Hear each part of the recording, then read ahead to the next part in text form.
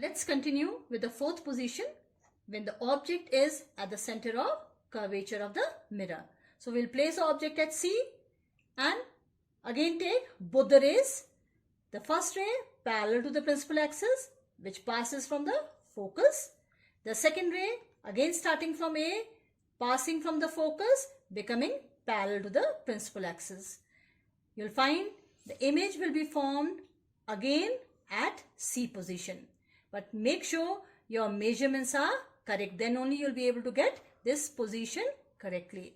So the image will be real, inverted, same size that of the object, and it is going to be formed at center of curvature itself. In case of convex mirror, we'll place the object at C. Then first ray parallel to the principal axis appears to be coming from focal point. Second ray incident at C. That means it appears to be incident at C position and the ray gets reflected backward.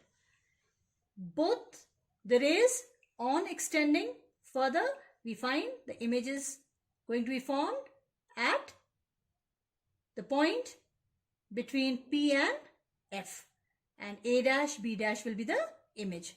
The image will be virtual, erect, diminished, and it will be formed between P and F of the convex mirror. Now let's see what happens to the image when the object is between the center of curvature C and F. So we'll place the object between C and F and take the ray parallel to the principal axis, and the ray has to pass from focal point. The another ray, we pass it from the focal point and the ray becomes parallel to the principal axis after reflection. Both these rays are meeting at a point beyond the C point, right? Center of curvature of the mirror. And if you see clearly, the image is bigger than the size of the object. So the image is inverted, it is real, it is magnified, and it is formed beyond C.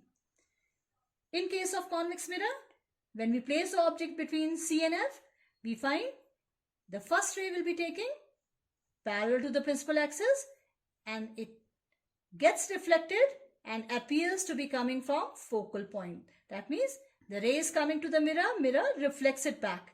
To the person who is receiving this ray, it appears as if the ray is coming from focal point. Second ray, incident at C and gets reflected back. On extending the ray further, at C we find the image gets formed between P and C. Again, the image is erect, virtual, diminished, and is formed between P and F behind the mirror. Now we take the option when the object is placed at the focal point. We place the object at focus and the first ray parallel to the principal axis passing from the focal point. Second ray, I cannot pass it from focus because it will not be reaching the mirror. So we take the third option. We pass the ray from C, center of curvature. So when the ray goes from center of curvature, the mirror redirects it. That means reflects it backward following the same path. Now these two rays, if you see, these are parallel to one another. So if I extend these rays further, these are not going to meet. But if I presume that these two parallel rays meet at infinity, then the image formed will be real, it will be inverted, it will be highly magnified, and it will be formed at infinity. Coming on to the convex mirror, on placing the object at F, the first ray parallel to the principal axis appears to be coming from focal point. The second ray incident at C and gets reflected back by the convex mirror, and both these rays meet behind the mirror forming the image A dash, B dash between P and F. So the image is virtual, erect, diminished, formed between P and F behind the mirror. And please remember that for all positions of convex mirror, we are finding more or less same characteristics of the image formed. Now coming on to the last option, when the object is placed between the focus and the pole. So we'll be placing between F and P anywhere the object AB. And the first ray parallel to the principal axis and passing from the focal point. Second ray passing from center of curvature, make it incident on the mirror, and the mirror reflects it backward. Following the same path, the ray comes back. Now if you see these two rays are moving apart. There is no question of these two rays meeting further. If I see, they cannot have the formation of real image. So what we do, we extend this ray backward and extend this ray also backward. Wherever these two rays on extending backward meet, we'll have the image formation at that particular point. That means the image in this case is going to be behind the concave mirror, and because it's an erect image, so we'll be drawing it dotted to show that it is a virtual image. See the size, the object is AB, which is smaller, and the size of the image is highly magnified. So the image formed by the concave mirror when the object is between P and F is virtual, erect, magnified, formed behind the mirror. In case of convex mirror, we'll repeat the same. We'll place the object between P and F, and then first ray parallel to the principal axis appears to be coming from focal point.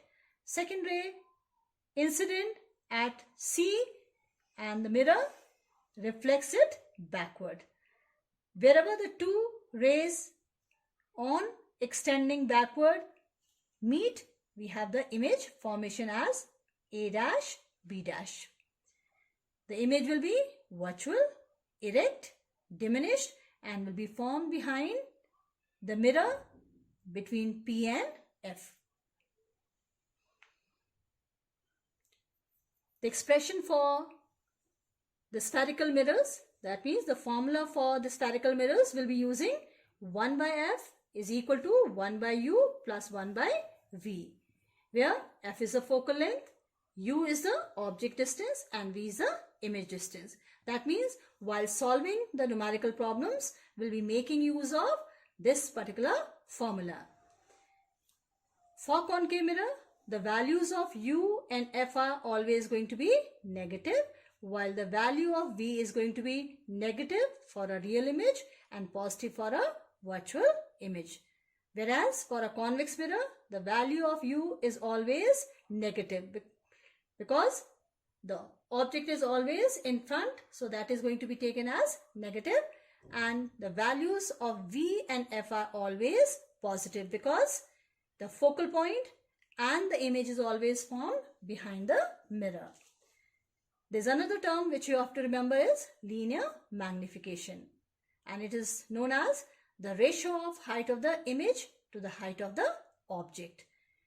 Because while doing the practicals, it is difficult to remember or measure the height of the image and the height of the object, so we make use of an alternate, meaning we find the magnification with the help of the ratio of image distance to the object distance. So if we have to frame a formula, we can say M is equal to I by O is equal to minus V by U, where M is the magnification or the linear magnification, I is the height of the image, O is the height of the object, V is the image distance, and U is the object distance.